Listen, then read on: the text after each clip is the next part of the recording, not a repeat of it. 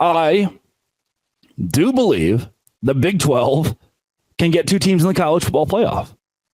If you look at the all-state playoff predictor before this week, at teams like LSU, who had a real shot to go to the college football playoff, at teams like Miami, who just lost, and who knows where they'll be in the realm of the college football playoff.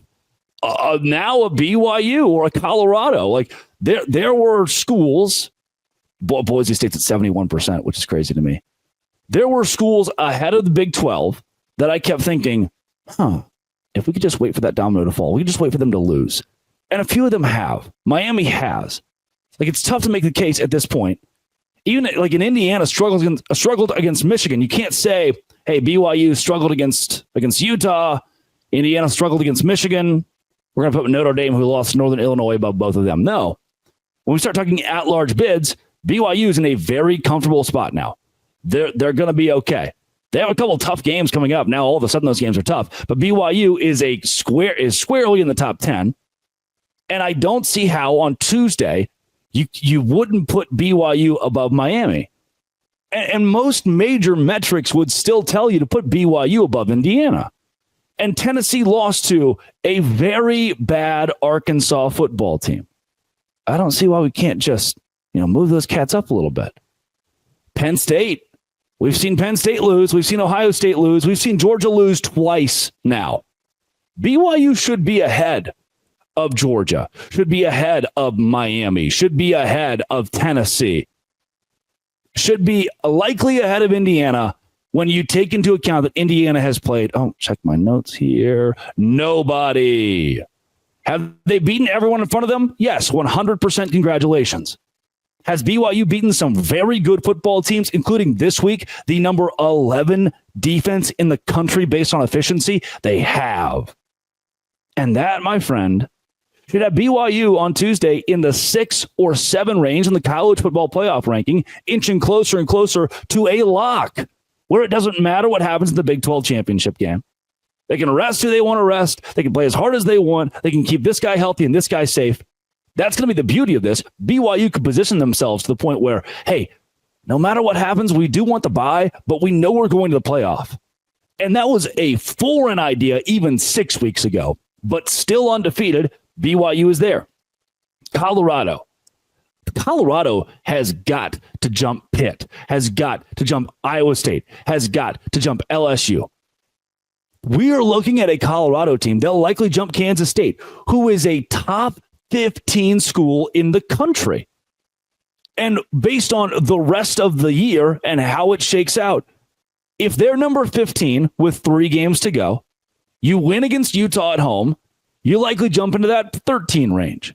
We're going to pretend that every week with a win, you're jumping a spot or two. So at 8-2, Colorado, number 13 in the country. Then you go on the road against Kansas. We just saw Colorado go on the road against a better team than Kansas and win by 14 points. If you do that, if Colorado does that against Kansas, they move from that 13 range into the 12 range, the 11 range. Then Oklahoma State at home is certainly a win, and I can guarantee you, based on where the top 10 is, and those schools sitting in the 6, 7, 8, 9, 10, 11, that little pocket, based on those teams, 1, 2, 3 of them lose, and 3 weeks from now, going into the Big 12 championship game where Colorado will likely be a contestant, they're a number 11, number 10, number 9 team with a chance to win the Big 12 championship and go to the college football playoff.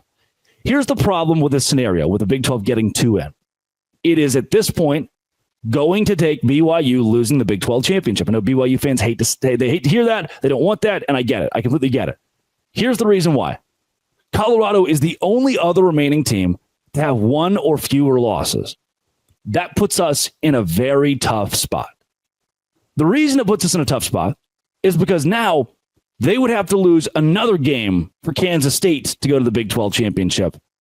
And then if Kansas State goes to the Big 12 championship against BYU, K-State's lost 2 games, and they're probably not getting an at-large bid if they lose the Big 12 championship. They would then have 3 losses. Colorado would have 3 losses, and there is no way a 3-loss Big 12 team gets into the college football playoff. We are in bad territory in that regard. We're in territory of we need the best team in the Big 12, BYU, to be undefeated in the Big 12 championship game and lose. We need them to fall on the sword if you want the Big 12 to get 2 in. Otherwise, there is no way. Iowa State, 2 losses. Kansas State, 2 losses. Colorado, 2 losses. While those teams are still at play to go to the Big 12 championship, they are still at play to win the Big 12 championship and represent us in the college football playoff. If they lose the title game, if they have 3 losses, if Colorado is 10-3, they will not get into the college football playoff. It is best case scenario 2. It is worst case scenario 0. And it is most likely scenario 1 in regards to college football playoff teams. What do you mean 0? Did that guy just say 0? Yep. So we saw the college football playoff really likes Boise State. And there is a world in which BYU loses a game or 2 down the stretch, and Boise State finds itself above BYU in the rankings, getting a bye to the college football playoff. And from there, like, it kind of shakes everything up. We don't necessarily have, like, if BYU doesn't get an at-large at that point, because it's the top 4 highest-ranked conference champions, if BYU doesn't get an at-large, if Colorado doesn't get an at-large, or Iowa State, or Kansas State, we get left out of the playoff. Will that happen? No. I told you earlier. I mean, that's a doomsday scenario I just gave you, and I told you before that BYU is inching toward a complete lock for the college football playoff if they continue winning and go 12-0, or even 11-1. They're in very good shape. I think 11-2 BYU has a great shot to be the 9 seed, the 10 seed in the CFP. But it's the tough thing we got to reckon with. Is here are your 3 options. 1, miss the playoff entirely. Boise State takes your spot. You don't get an at-large. 2, BYU goes 13-0. They're the only team in the Big 12 that goes to the college football playoff. Or scenario 3, BYU loses the Big 12 championship game to someone. Colorado, maybe. And at that point, 11-2 Colorado is in, hopefully ranked above Boise State. 11-2 Colorado is in, and 12-1 BYU is in. That's the best case scenario for the conference, and it's one that I know, wear my Royal Army brand BYU sweatshirt, that a lot of Cougar fans don't want to hear. Sorry.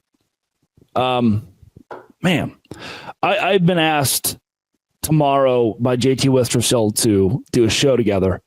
You know JT of Locked On Utes. I'm excited for it because I'm still just ticked, dude.